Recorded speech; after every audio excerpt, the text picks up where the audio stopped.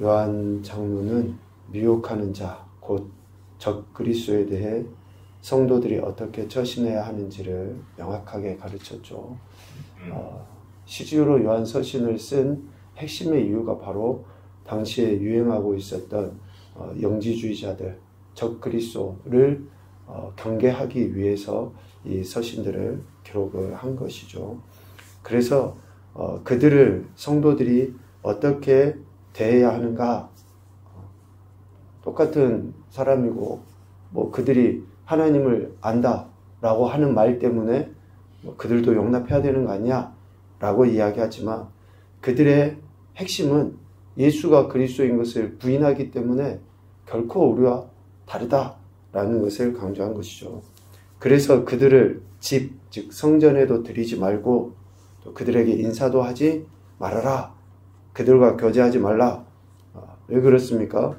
그들이 행하는 악한 일에 참여하는 것이기 때문이다 라고 요한이서 1장, 요한이서 10절부터 11절 두 절에 걸쳐서 이야기를 했습니다. 그래서 적그리스도에 대한 그러한 경계심을 이렇게 가져야 될 것에 대해서 이야기한 것이죠. 오늘 요한 3서에서는 당시에 복음을 증거하는 자들, 예수 그리스도의 이름으로 복음을 전하는 자들을 어떻게 대해야 하는가 라는 것에 대해서 가르쳐 줍니다. 대조적인 두 사람을 통해서 이야기하죠. 한 사람은 복음을 증거하는 자들을 환대했고, 한 사람은 복음을 증거하는 자들을 배척하는 그러한 모습을 통해서 오늘 우리에게 가르쳐 줍니다. 당시의 순회 전도자들이죠. 그들이 나그네처럼 이렇게 다니면서 복음을 전합니다. 그 복음을 증거하는 전도자들에 대한 바른 이러한 섬김을 보인 사람이 있죠. 오늘 편지의 수신자이기도 한데 가이오입니다. 가이오. 가이오의 이름의 뜻은 기쁨이에요. 기쁨, 환희. 그러니까 자기 이름 자체대로 다른 사람에게 기쁨을 주고, 이런 기쁨은 세상적인 그런 기쁨이 아니죠. 성경에서 이야기하는 그 열매, 희락을 의미합니다. 그 가이오는 요한 장로가 사랑하는 자, 참으로 사랑하는 자라고 할 정도로 다른 사람에게 기쁨을 주는 그러한 모습이었죠. 그래서 그를 사랑하고, 또 2절과 같은, 정말 우리 예수님 믿는 사람이라면 누구나 다 알 정도로 또 듣고 싶어하는 그러한 말씀 아닙니까? 2절과 같은 이런 엄청난 축복의 메시지를 받게 되는 거죠. 이런 그런 은혜를 또 축복을 받을 만한 가이오의 행동이 어떠했는가? 3절에 보면 진리 안에서 행하였다. 그러니까 가이오가 진리 안에서 행하였다라고 하는 것을 다른 형제들이 지금 요한 장로에게 증언하고 보고하는 거예요. 그래서 요한 장로가 그를 특별히 더 사랑하고 그에게 이런 엄청난 축복의 메시지를 편지로 쓰게 된 것이죠. 가이오가 진리, 곧 예수가 그리스도이심을 믿을 뿐만이 아니라 그가 하나님을 사랑하고 그의 계명을 지키는 것에 대해 다른 형제들이 가이오를 지금 칭찬하고 있는 거예요. 요한 장로에게. 내가 그런 이야기를 들으니 너가 정말 진리 안에서, 즉 예수가 그리스도이심을 믿을 뿐만이 아니라 그것대로 네가 삶을 살아가구나 라고 여기고 가이오에 대해 이러한 칭찬을 하는 거죠. 축복을 하는 것입니다. 요한 장로의 실질적인 기쁨은 뭡니까? 또 어쩌면 복음을 전하는 자들, 그리고 또 오늘날 교회 목회자도 정말 그래야 되고 마땅히 그래야 되는데, 그들의 진정한 기쁨은, 요한 장로의 기쁨은 오늘 4절에서 이야기합니다. 내가 내 자녀들이 진리 안에서 행한다 함을 듣는 것보다 더 기쁜 일이 없다. 그러니까 요한 장로에게 있어서 진짜 기쁨은 복음을 전하고 또 복음을 전했을 때 복음을 받아들이는 자들이 그 복음에 의해서 영적인 성장, 즉 진리 안에서 행하고 하나님을 영화롭게 하며 기쁘시게 하는 그 모습 자체가 다른 어떤 것보다 참된 기쁨이다 라는 것이죠. 그래서 가이오가 진리 가운데서 행한다 하는 그러한 보고 증언을 듣고 요한 장로가 심히 기뻐했던 것이다 라는 것입니다. 또 5절에 보면 가이오가 나그네에게 행했던 그 행동, 그러한 신실함 때문에 요한 장로가 가이오를 축복하고 또 그를 특별히 더 사랑한다 라고 이야기합니다. 진리 안에서 행하였다 라고 이야기하죠. 즉 예수가 그리스도라는 그 믿음, 이것을 이론이라고 할 때에 이론에서만 멈춘 게 아니에요. 예수님을 믿는 믿음 안에서만 멈추는 것이 아니라 그에 따른 합당한 삶인 사랑을 실천하는 것, 사랑을 드러내 보이는 것, 이것을 행위라고 하면 지금 가이오는 믿음과 행함이 일치를 보이는 거죠. 요한 장로가 계속 강조해서 했던 이야기가 뭡니까? 서로 사랑해라, 사랑해라. 그런데 가이오는 지금 그러한 메시지를 듣고 실질적으로 삶으로 사랑하는 실천의 모습, 그것도 신실하게 여전히 동일한 태도로서 그런 사랑에 대한 실천, 순종을 보인 것이죠. 믿음과 행함의 일치입니다. 이런 가이오의 행동에 대해 믿음의 지체들, 형제들이 가이오의 이러한 모습을 요한 장로에게 이렇게 증언하는 거죠. 칭찬하며 증언하는 거예요. 참 우리가 다니면서 보니까 가이오라는 사람이 이러했다 라고 그 이야기를 요한 장로가 들었을 때 다른 무엇보다도 기쁨이었다 라고 지금 이야기를 하는 것입니다. 잠언 27장 2절 말씀에 타인이 너를 칭찬하게 하고 네 입으로는 하지 말며 외인이 너를 칭찬하게 하고 네 입술로는 하지 말라 라고 이야기합니다. 우리가 우리의 의를 드러내기 위해서 아니죠.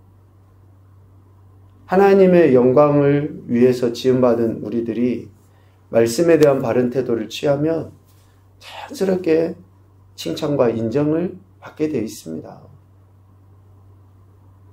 가이오의 이러한 행동들, 진리를 위하여 함께 일하는 자가 되게 하시려는 하나님의 뜻에 마땅한 바인 것이죠. 그래서 복음을 위해 나그네가 된 그들을 영접하는 것이 곧 하나님이신 예수 그리스도를 영접하는 것입니다. 말씀을 전하는 자에 대한 이러한 바른 섬김, 복음 증거자들에 대한 그런 태도들을 칭찬하고 있는 것이죠. 그런데 반대로 복음 증거자를 제대로 섬기지 않는 자의 모습이 나옵니다. 디오드레베라는 사람이 나오죠. 9절에 디오드레베라는 그 이름의 의미는 당대의 그 강력한 힘을 가지고 있었던 그 신이죠. 제우스. 제우스의 양육을 받은 자라는 의미가 있습니다. 디오드레베. 그러니까 이방 종교 제우스를 믿는 거기에서 이제 개종을 한 거죠. 어쩌보면. 디오드레베. 그런데 이 사람은 가이오와는 완전히 상반된 그런 모습을 보입니다. 그는 어떻습니까? 으뜸되기를 좋아하고 맞아들이지도 않는, 또 맞아들이려고 하는 자들을 교회 내에서 교회에서 내쫓아버리기까지 하는 그러한 일을 디오드레베는 행했다라는 것이죠.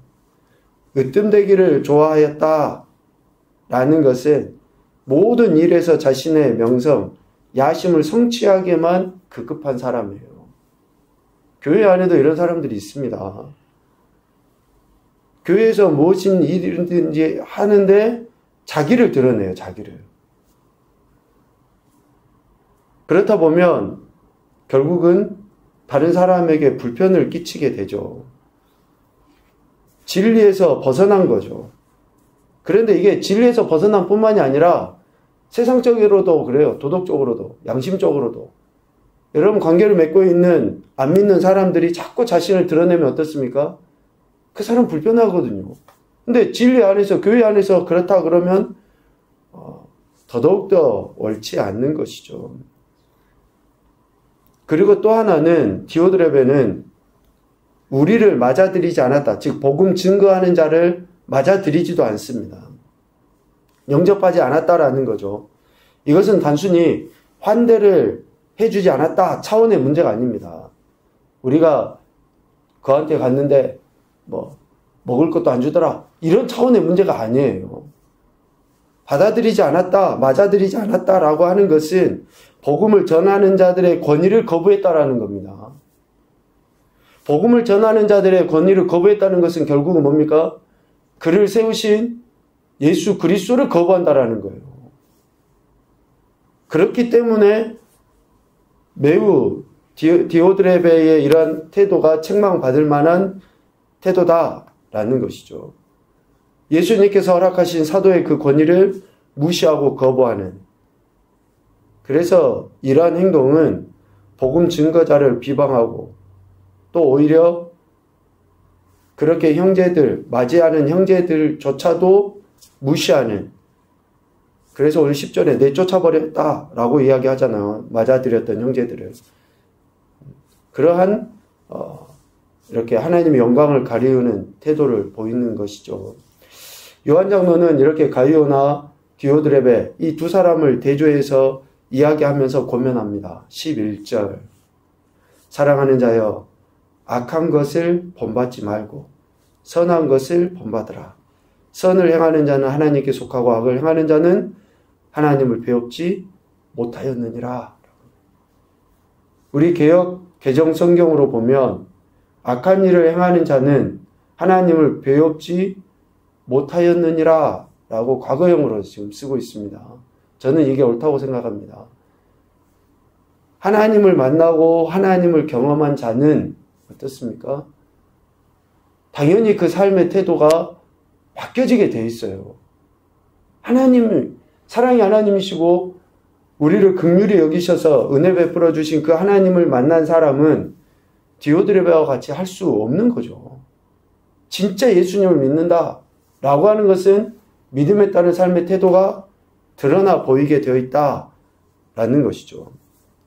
그래서 결국 하나님의 사랑을 받은 자로서 진리 안에 거하고 그 진리를 삶 가운데서 순종의 열매로 나타나 보일 때 하나님께서 예비하신 상급, 영원한 생명, 온전히 하나님을 배우는 은혜를 경험하게 되는 것입니다. 궁극적으로 우리가 하나님을 배웠고 하나님의 영광 가운데 나가는 것이 우리의 신앙의 종착역 아니겠습니까? 그렇다면 지금 이 땅에서의 삶은 오늘 가이오와 같이 예수가 그리스도이심을 믿을 뿐만이 아니라 그 믿음에 따른 합당한 삶을 살아서 하나님의 우리의 삶을 통해 드러나 보이게 할 때라는 것을 이야기하고 있습니다. 오늘 말씀을 통해 교훈을 이렇게 생각해 봅니다. 첫째, 진리를 믿는 믿음은 이론이 아니라 실제여야 한다. 그래서 야고보서의 핵심은 단순한 행동 자체를 의미하지 않습니다. 정말로 예수님을 믿는 믿음이 참인 것을 우리의 행동으로 증명해 보이도록 권면하고 있는 내용이죠. 두 번째, 복음을 전하는 자에 대한 바른 태도는 곧 복음이신 예수 그리스도께 대한 태도이다. 복음을 전하는 자에 대한 바른 태도는 곧 복음이신 예수 그리스도께 대한 태도이다. 여기에 대해서 다리 부연 설명할 필요가 없습니다. 복음을 전하는 자에 대한 바른 태도예요.